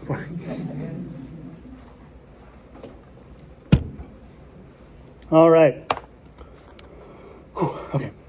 If Roosevelt himself was denied the chance to fight, his 4 sons and youngest daughter, a son-in-law and a daughter-in-law, more than carried forward the family banner. Each of them volunteered for military service, embodying TR's creed of the strenuous life. And Roosevelt was proud, fiercely proud of their decision. But beneath his pride lay a father's anxiety. He knew the dangers of modern war, and he understood that at least some of them might not come home. One by one, he watched as they departed for service in the Great War. The Roosevelt children, especially his 4 sons, became symbols in their own right, playing a part in what their father called the world's great days. Right? Upon seeing the anxiety grow steadily in her father's countenance day by day, Alice Roosevelt Longworth, his oldest daughter, said, "The old lion perished for lack of prey, and the stout lion's whelps are scattered abroad." Newspapers tracked their service daily, reporting on their exploits and injuries. The image of a former president sending his sons to war stood in stark contrast to Wilson's more restrained professorial persona. It also stood in stark contrast to the Kaiser ensuring his 4 sons were completely out of the way of danger in the First World War. For Roosevelt, his family's sacrifices underscored the sincerity of his conviction. He did not merely call on others to serve, his own children were in the fight. And if he'd had his way, he would have been there with them too. Alice Roosevelt Longworth, Theodore Roosevelt's oldest daughter, remained her father's constant champion throughout the war. She never goes to Europe during the war, but she's with him by his side. She could be blunt, abrasive, and sometimes downright cruel to friend and foe, especially to her cousin, Eleanor Roosevelt. TR once said, "I can be president of the United States or I can control Alice, but I cannot possibly do both." Right? But she loved her father deeply. Like progressive politics and practically everything else, if her father was for it, she was for it. She was the longest living Roosevelt child, dying in 1980. Alice met every president during her life, from Grover Cleveland to Gerald Ford. We think she met Jimmy Carter, but when Carter was president, she kind of considered him a cold fish, and I think more to the point, boring for Alice, and had no desire to meet him formally as president. But she also had a rumored relationship, to what extent, with Robert Kennedy. And it's a wonderful rabbit hole to go down, but there is a 60 Minutes interview from 2 years before Alice dies on YouTube that I encourage you to watch, right? It's hard to imagine Alice Roosevelt being alive at the same time that 60 Minutes is a thing. So I made my wife sit down and watch it with me with my jaw just on the floor, like, I can't believe we're doing this. But she lived so long and became so well known in Washington that she earns the nickname the Other Washington Monument. Right? And we know that Nixon called her frequently during his presidency to talk with her late into the night. And she eventually cuts off all communication with Nixon after Nixon, when he gives his resignation speech, before he gives his resignation speech, he tells his staff in the Oval Office what he's doing. And he quotes from the letter TR wrote about his dead wife. Yes. In the context of this somehow explains the Watergate, what we know as the Watergate scandal. And she is appalled by that, right? And doesn't understand how these two relate to each other. Nick Longworth, Alice's husband, was by the time of the First World War a longstanding congressman from Ohio. Both TR and Nick understood that by congressional act, any sitting member of Congress was barred from enlisting. But he stood proudly with his father-in-law in fighting Wilson's neutrality rhetoric. Later, Nick rose to be Speaker of the House and would die in that office in 1931. The eldest son, Theodore Roosevelt Jr., nicknamed Ted, already had a reputation for seriousness and discipline. A graduate of Harvard who had wanted to be a professional soldier all of his life and was talked out of it by his father, had instead worked in business and politics before the war. There's also a wonderful book by Natalia Holt that just came out called Beast in the Clouds about T.R. Jr. and Kermit's trip out to India and Nepal and China to try and find a panda bear, which was rumored to be a myth. And the 2 panda bears they found now sit at the Natural History Museum in Chicago, right? You kind of think it's their attempt to do something like their father did with the River of Doubt, right? Let's see here. Ted Jr. worked in politics and business and politics before the war. When America entered the First World War, he joined the Army and was commissioned as a major.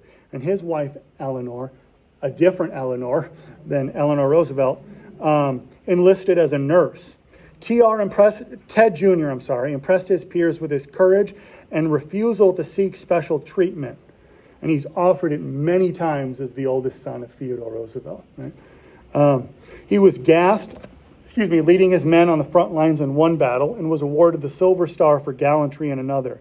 And he was wounded in action in another battle and taken to a field hospital and immediately went AWOL and was found back with his men within the day. Right? He does not want to leave his men out there.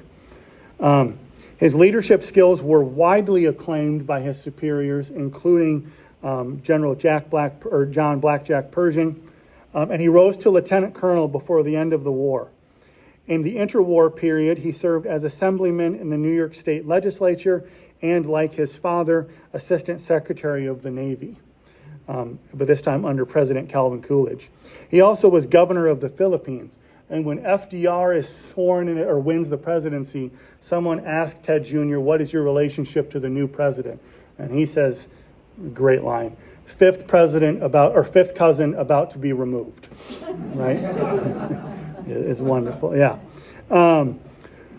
A soldier to the end, he would be the oldest American commander in the invasion force on D-Day in World War II. He's 57 years old. Assigned to take Utah Beach, his landing craft had drifted more than 2,000 yards from the spot chosen by the invasion's planners. To calm his men, he frequently regaled them with tales about his father and growing up in the White House. Right? And he's doing that almost to the moment that the hatch opens and they storm the beach. Right? He can see that his men are terrified. They can all hear the bullets hitting off of the landing craft, and here he is talking about his father and what that must have been like. Let's see. Ted limped badly from arthritis and his World War I wounds, but he refused to take cover during the invasion. He regularly told Eleanor that it gave his men comfort to see him plodding along with his cane. And like his father, he refused to let inconvenience get in his way. With German machine gun bullets flying all around his men on Utah Beach, he casually announced to his men that, I think the Germans know we're here.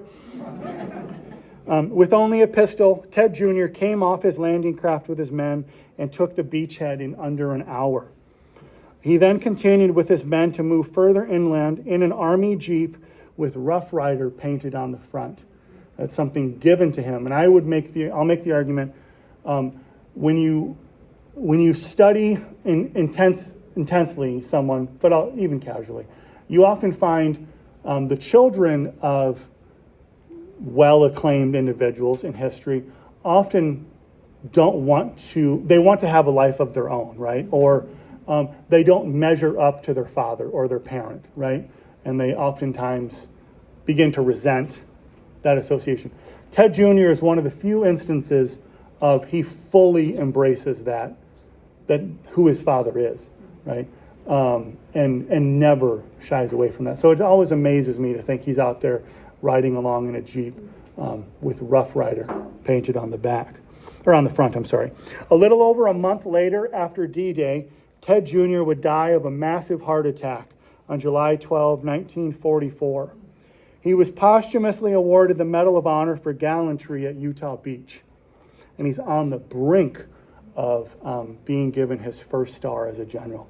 In fact, his promotion papers are sitting on General George C. Marshall's desk when he dies, right? So you think of these World War I generals, Eisenhower, MacArthur, Patton, on and on and on. And even without that star, he's definitely in that league, but that star would have gotten him there even quicker. But so he was posthumously awarded the Medal of Honor for gallantry at Utah Beach. It was the same medal his father had once sought for himself after the Battle of San Juan Hill. Kermit, the second son, was in some ways the most complex. His mother said he was her child with the white hair and the black heart. He's the blondest of the children when they're kids. He was sensitive, intellectual, and restless, but he inherited his father's adventurous streak, but also his melancholy. When war broke out, Kermit initially joined the British Army, serving with distinction in Mesopotamia. This is also a young man that, at minimum, could fluently speak 7 languages, maybe as many as 15. We're not entirely sure. He is also writing in several languages fluently, and in his downtime, he is in the First World War. He's casually learning Sanskrit. Right? His service, though, in Mesopotamia was grueling. Extreme heat, disease, and relentless combat against the Ottoman Turks. Kermit's letters home revealed both pride and weariness for army life. Later, Kermit transferred to the American Army, serving in France with his brothers. His record was honorable, but the war left deep marks on his psyche. He survived the war without any physical wounds, but the mental toll was tremendous. He would go on to battle alcohol addiction and depression in the interwar period, heightened by the sense that, as he said, the world had slipped off its axis after his father's passing. But he also eagerly sought to serve again when the Second World War erupted. Unable to find a purpose in this war, Kermit killed himself with his service revolver while stationed in Alaska on June 4, 1943. And I'm going to try my hardest here not to tear up when I say this. But Edith is back home at Sagamore Hill, and she's a very involved citizen. She's well known. And when the Army tells her Kermit has died, they tell her he had a heart attack. So she goes to her grave never knowing that her son with the white hair and the black heart had lost his battle to depression and killed himself. Kermit is buried in Fort Richardson in Alaska. That's the same place where Trump and Putin met only was it last month, I think, right? Ethel Roosevelt Derby, TR's youngest daughter, who's not pictured here, was the first child of TR to make it to France, becoming a nurse and reporting to her father the horrors she saw caring for injured soldiers. And all of the Roosevelt children faced this during the First World War and also in the Second. But Ethel writes home saying to her parents that almost daily she is asked by soldiers, "Your last name's Roosevelt. Are you the Roosevelt?" And she dutifully says, "Yes, that's who my father is, and yes, my brothers are serving," and right. And like the book things, she doesn't think it's a big deal, but everyone else does. She would return home before the war's end to care for her children and remain a constant presence at her parents' side. Ethel played a vital role in eventually having her childhood home established as a National Historic Site in 1962. She will also play a vital role in having Theodore Roosevelt, what at the time was a national monument, established. Ethel would die in 1977. Ethel's husband, Richard Derby, accompanied his wife to France and put his skills as a noted physician to work as a hard-working surgeon, helping countless young men. Richard Derby died in 1963. Archibald, nicknamed Archie, was the most militant of TR's boys, and he had his elbow and leg shattered by German shells in both world wars. To this day, he remains the only soldier to be discharged in 2 separate wars for the exact same wound. And he has a picture, there is a picture the Army sends home to his parents of Archie with his arm and leg up in bandages, elevated, and his French Croix de Guerre, which is the French equivalent to the Medal of Honor, it's pinned to his pillow, right? And man, talk about something to make parents proud. At war's end, he was already showing disturbing signs of the profound mental depression that was to haunt him on and off till the end of his life. As he aged, Archie turned to Scotch and communist baiting as a way to numb the pain, eventually writing a book titled Theodore Roosevelt on Reds, right? And the Roosevelt family was known to have bought as many copies as they could to get them off the shelves because it showcased the worst of their father, right? Who didn't have a ton to say on communists, so it was kind of a stretch anyway. He would be the only son of Theodore and Edith Roosevelt alive on VJ Day, dying in 1973. And one of my favorite Roosevelt stories is when Sagamore Hill is opened to the public in 1962. It's made a national monument in 1962. It takes a couple years to restore it, right? And so when tours are finally opened for Sagamore Hill, a very unassuming, rail-thin old man walks in asking for a tour. And it's Archie. And he tells no one who he is. And he's going to go on a tour with, say, 10, 15 other people. And he's going to see his childhood bedroom. He's going to see his parents' room. He's going to see the dining. He's going to see all of it. And they get to the big room, the main room that Roosevelt liked to have things displayed in, right? So he had his famous bison displayed in there. He had his sword and hat from his Rough Rider days. He had all sorts of things in there. And the joke at Sagamore Hill is this house, though it was occupied, at least as parents, by Theodore and Edith, Edith was lucky to get one room to herself, right? There are animal heads everywhere in that house, right? Animal skins on the floor, on and on and on. Anyway, so Archie takes this tour and they get to the main room, and Archie notices that his father's death mask is no longer being displayed. And he also sees that Quentin, his younger brother and his best friend growing up, the broken plane axle from his World War I plane is no longer on the wall. And Archie is very upset by this. And he pulls a very nervous park ranger to the side and asks, why is my father's death mask and why is Quentin's plane axle no longer being displayed? And the park ranger says, we came to think that these items would make visitors uncomfortable.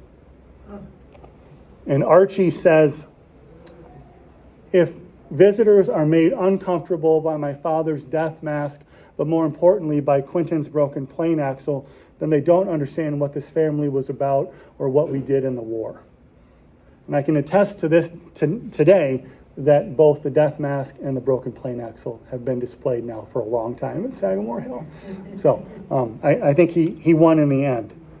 And then the youngest son, Quentin Roosevelt, was the most beloved and in some ways the most like his father in spirit. Bright, witty, mischievous, charming, and fond of breaking off big words just as his father did, Quentin was adored by his family and friends. And when the United States entered the war, he joined the Army Air Service, eager to fly and eager to do something that was tactile, right?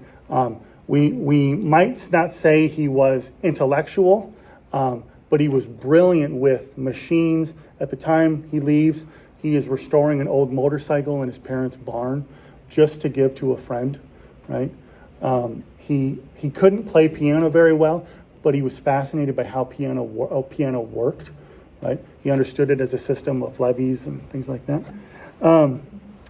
When a visitor told Quentin how proud the country was to see all the Roosevelt sons in uniform, something the Germans also admired in the Roosevelt sons, he grinned and said, "Well, it's rather up to us to practice what Father preaches." After being frustrated for months by inaction on the Western Front and subsequent teasing from his brothers that he might be doing more playing in Paris than serving, he survived his first dogfight on July 5 in 1918. And on July 10, shot down a German plane. And his proud father, upon being told the news, remarked, "The last of the lion's brood has been blooded." But TR was also tremendously nervous that one or more of his sons' luck might run out, and he constantly worried about how he would tell their mother. That luck subsequently ended on July 14, 1918, when Quentin recklessly but valiantly refused to break off a dogfight against a German fighter. He was shot twice in the head, dying instantly, with his plane plunging into a rutted field near Chamarie, France. He remains the only child of a U.S. president to die in combat. TR was at his home, Sagamore Hill, when Phil Thompson of the Associated Press came to see him on July 16, 1918. Thompson was a friend of TR's and came quietly so as not to arouse any press attention. Thompson handed TR a telegram and said, "The New York Sun has just received this. Part of it has been censored, but it says, 'Watch Sagamore Hill 4,' and then it's blank." TR stared at the telegram and muttered to himself, "One of my boys is in trouble." Almost instantly, TR was able to determine where each of his boys were in Europe and knew the telegram was about Quentin. He then stepped outside with Thompson and asked him not to say anything to anyone. TR went inside and continued dictation for the afternoon before dining alone with Edith. And there is conflicting evidence that either suggests TR kept this news from Edith for the evening, or told her sometime that night that Quentin was likely in some kind of danger. Opinions are mixed on that. I tend to fall on the side of he did tell her. And the reason that is that Edith, while a notoriously private person thinking that letters between her and her husband and her children, anything about their family was no one's business except the family's. Shows at the end of Edith's life, her daughter and her throw almost every letter that exists into the fire, right? Which is right. However, the day that Thompson came to tell TR that one of his sons was in trouble is the only day in Edith's adult life she did not write in her diary, right? And so it kind of, if you piece it together, you think, okay, more likely than not. Thompson came back early the next morning with the confirming telegram, and upon reading it, Roosevelt said to Thompson, "How will I break this news to Edith? How will I break this news to Edith?" TR stepped back inside the house while Thompson was forced to wait, inevitably pacing around the Sagamore Hill estate, waiting for Quentin's parents to emerge. A half hour later, both TR and Edith issued a statement to Thompson saying how proud they were that Quentin had gotten to the front and done his national service. But they were both understandably crushed with grief. Days later, Roosevelt said, "To feel that one has inspired a boy to conduct that has resulted in his death has a pretty serious side for a father. And at the same time, I would not have cared for my boys, and they would not have cared for me if our relations had not been just along that line." TR's health, already fragile, declined rapidly after Quentin's death. All right, so as hard as it is to look at, that is Quentin right there. And there's his plane.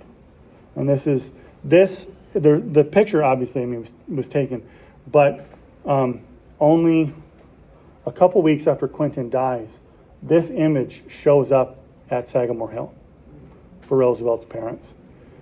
And the likelihood is that it was sent by a German with ill intent, right? And of course, TR being TR, he is so damn proud of it. I mean, he's also heartbroken, and that's important to acknowledge. But he doesn't want to put this image away. He doesn't want to hide from it, right? So anyway, all right. Quinton's death carried immense symbolic weight as well. The son of a former president, killed in action, buried on French soil, became a powerful emblem of America's sacrifice. And his grave, marked by a simple wooden cross and later a marble monument, was visited by thousands of American soldiers during the war. The Germans, impressed with his courage, reportedly buried him with honors. We know that when the Germans found him, they are in utter disbelief when they go through his pockets and find out who it is, right? This is an entire army serving a man who had had his 4 sons protected, right? And so they contrast that with, here's the dead son of the former president. They're just amazed by it. No doubt, it also deeply impacted the rest of the Roosevelt brood, too. Ted Jr. wrote to his youngest sister, Ethel, in 1918 to say, "Quinton's death is always going to be the greatest thing in any of our lives." Ethel responded to Ted's letter with, "I sometimes just cannot believe that all this has come to us, and that never again will we be happy and young as we were, and that always there will be the pain beneath the laughter." Alice Roosevelt Longworth summarized her siblings' feelings about their youngest brother's death when she said, "All our lives before and after have just been bookends for the heroic, tragic volume of the Great War." Heroic and tragic indeed. For Roosevelt, Quinton's sacrifice confirmed his belief that the war was a moral struggle worth the highest price. Yet it also broke something inside him.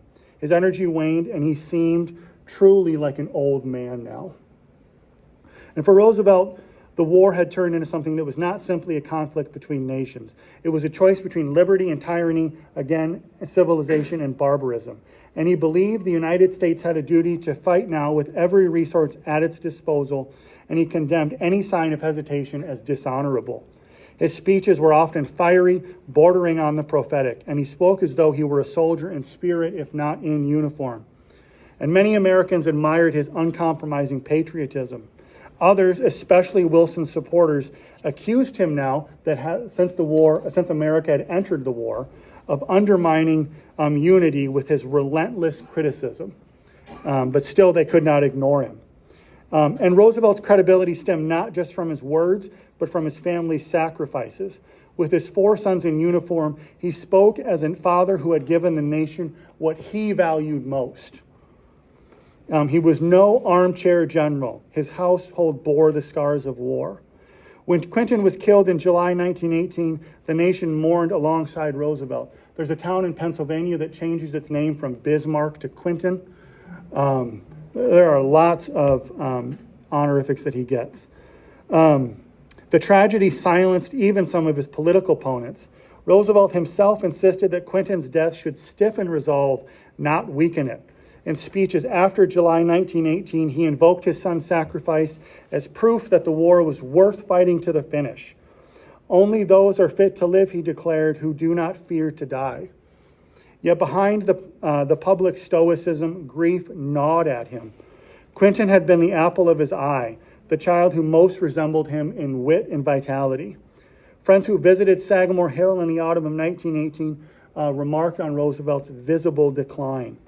His once boundless energy seemed drained, and the spark remained in his eyes, but the body no longer obeyed his will. And the knowledge that he himself had been denied the chance to fight seemed a cruel irony. He had preached the strenuous life, but in the nation's greatest war, he had been relegated to the sidelines. Roosevelt had never been robust in the conventional sense. Asthma plagued him from childhood. He's probably the most famous asthmatic in American history. Tropical fevers and injuries from his South American expeditions left lingering effects. By 1918, he suffered from inflammatory rheumatism, ear infections, and cardiovascular disease. We also now believe that Roosevelt had rheumatic fever as a child. Rheumatic fever is notorious for coming back in men at old and typically after 40 and in winter, right? He likely doesn't connect the two, but we now know they are connected. The grief over Quinton compounded his physical decline. Despite this, Roosevelt refused to slow down, as should surprise no one. He continued writing for newspapers, corresponding with political leaders, and plotting his future. He believed, or at least hoped, that he yet might shape post-war politics, perhaps even make a political comeback in 1920 and run for the presidency. There's a very good reason that when Roosevelt dies, the GOP has to scramble. They have no intention of nominating Warren G. Harding as president, right? And the reason the Democrats choose Franklin Delano Roosevelt as John Cox's running mate is they're hoping to siphon off some of the GOP votes by simply having a Roosevelt on the ticket. But the plan for a long time was Roosevelt was going to run for president in 1920. And if he runs for president in 1920, it is almost a guaranteed win, right? He's going to come back. All right, this is the last photo ever taken of TR that we know of. It's 2 months after Quinton's passing, and you can see the mourning armband on his left arm there. In the fall of 1918, after the armistice ended the fighting, Roosevelt's health worsened. He spent much of his time at Sagamore Hill, receiving visitors, but was often confined to bed. He remained mentally sharp, dictating articles and letters. His body, however, was failing. The once vigorous Rough Rider was quickly facing invalidism, and he's told by at least one doctor that if he lives longer, he's going to be in a wheelchair. In his last months, Roosevelt reflected often on the meaning of the war and his role in it. He remained proud that his family had borne its share of sacrifice, and he continued to excoriate pacifism and to argue that America must now play a leading role in shaping the post-war order. Still, Roosevelt found consolation in believing that he had done his duty as a father, citizen, and patriot. To his mind, Quinton's sacrifice symbolized the best of America. In late 1918, TR editorialized, "To those who fearlessly face death for a good cause, no life is so honorable or so fruitful as such a death. Unless men are willing to fight and die for great ideals, including love of country, ideals will vanish, and the world will become one huge sty of materialism." TR would have hated that world. TR would die roughly 6 months after Quinton's death on January 6, 1919, only 60 years old. And I promise I'm near the end here, but I want to make sure you know. So when TR is at Harvard, he is given an exam by a doctor. And the doctor says that based on your medical history, I recommend you do as little physical activity for as long as you have to live, because it's not going to be longer if you do. Or it's not going to be long if you do, right? And Roosevelt says, Doctor, I don't care what kind of life I have to live. If I have to do what you tell me, then I would prefer to die today, right? But he privately, and he wrote this down, he privately predicts he will live until 60 years old, which is exactly what happens. Archie cabled his brothers in Europe, "The old lion is dead." Irony bounds in TR's death. For a man determined to meet death on a battlefield, his end came while sleeping in his bed. Ethel's bed, specifically. It was the warmest room in Sagamore Hill. The official cause of death was listed as a coronary embolism, but TR's passing was likely accelerated, was likely accelerated by Quinton's death, not to mention his suffering in the Brazilian jungle and the 1912 assassination attempt. And his youngest sister, Corinne, said that Roosevelt's foolhardy trip down the River of Doubt in Brazil took 10 years from his life, right? And there's probably some truth to that. Vice President Thomas Marshall famously quipped that death had to take him while sleeping, for if Roosevelt had been awake, there would have been a fight. Across America, tributes poured in. Wilson himself, despite their bitter rivalry, issued a statement from France at the peace negotiations honoring Roosevelt's patriotism and courage. For many, Roosevelt's death so soon after the war's end seemed symbolic. He had lived long enough to see America vindicated and the Allies victorious, but not long enough to witness the peace negotiations. His death closed a chapter in American life. The era of rough-riding heroism and fiery oratory gave way to the sober politics of Wilson and the post-war world. All right, I'm going to give a shout out here. My wife has been so generous in allowing me to buy first edition things of TR that my gratitude is immeasurable. So both of these items are actually from my personal library. Okay. So among the greatest tributes accorded TR after his death was the publication between 1923 and 1926 of the works of Theodore Roosevelt in 20 volumes. To divide that number into the years of Roosevelt's adult life, allowing for the fact that he had spent nearly 8 years as president, is to be persuaded by his friend William Allen White that the man was gigantic. Although Roosevelt never commanded troops in the Great War, his voice and example left an enduring imprint on how Americans understood their role in the conflict. Long before Wilson asked Congress for a declaration of war in April 1917, Roosevelt had warned that neutrality in the face of aggression would sap the nation's spirit. He foresaw as well, more clearly than many of his contemporaries, that the United States could not remain aloof from the struggles in Europe. His speeches of 1914 to 1916, excoriating Wilson's passivity, echoed with a prescient urgency once America finally entered the war. By then, Roosevelt could no longer shape policy, but his words had prepared a segment of the American public to embrace sacrifice when the call came. The Roosevelt sons became a national symbol of duty. Few American families, then or now, of prominence have matched their example. 4 sons in uniform, 2 wounded, and 1 killed. Newspapers frequently contrasted this with the sons of the German Kaiser who had avoided the front lines. To ordinary Americans, the Roosevelts embodied a democratic ideal, that the sons of privilege should fight and bleed and perhaps die alongside the sons of farmers and factory workers. Edith Roosevelt, TR's amazing wife, who I have not talked enough about in this presentation, but I encourage you to check something out on her, was asked late in life. She lived until 1947. She was asked if she felt any resentment towards her late husband for their sons feeling they needed to live up to their father's legacy. I think it's a rather inappropriate question, but she is asked it. And she said very determinedly, "You don't raise your sons to be eagles and then expect them to act like sparrows." And I would argue, and I've said this thousands of times now, I don't think that line means nearly as much if it came from their father. I think the mother who had to sit and watch her 4 sons, or her 3 sons die in war, that line means so much more coming from their mother.